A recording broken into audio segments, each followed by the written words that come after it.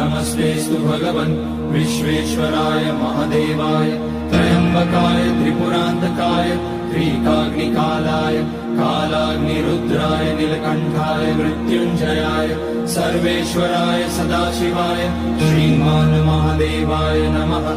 ॐ नमः शम्भवाय च मयोभवाय च नमः शङ्कराय च मयस्कराय च नमः शिवाय च शिवतराय च।